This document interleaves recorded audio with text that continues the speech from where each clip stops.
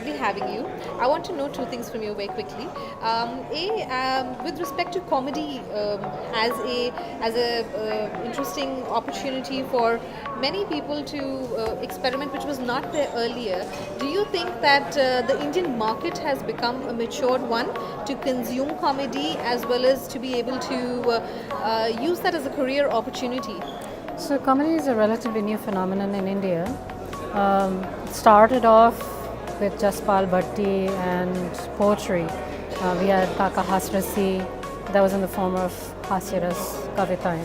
And since stand-up came, it's about probably, I want to say, 8 years ago. And in that, it's a nascent market, it's a burgeoning market, it's growing by leaps and bounds, it's growing by about 200-300% a year. So there's a lot of room to grow. India is not a mature audience yet.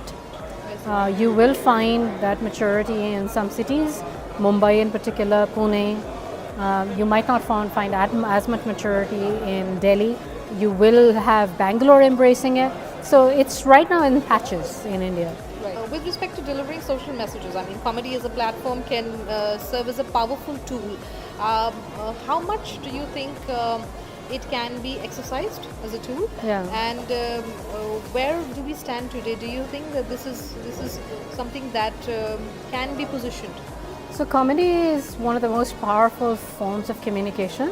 So in as much as that's true, I can discuss things that are not discussed in society. So I am a change maker. I do use comedy for change.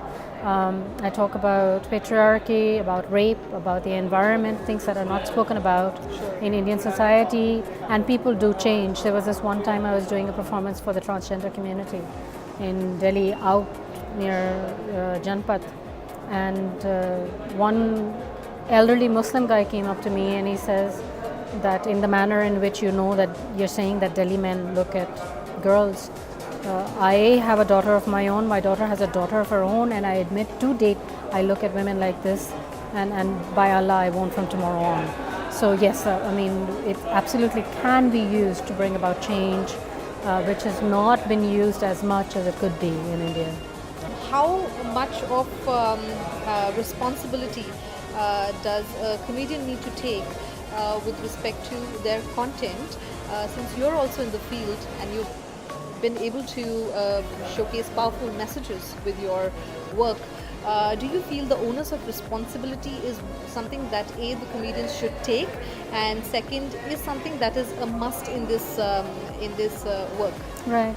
So right now, I mean, it is an absolute, for me it's critical that comedians are aware of the responsibility, because they're not just doing a profession. It's not just them being clerks or working in the hotel industry. They're leaders and they're change makers, and they have the pulse on the social mores of a country, if you will. I mean, for example, there's a Burmese comedian who was incarcerated for tens and tens of years because he spoke up against the government.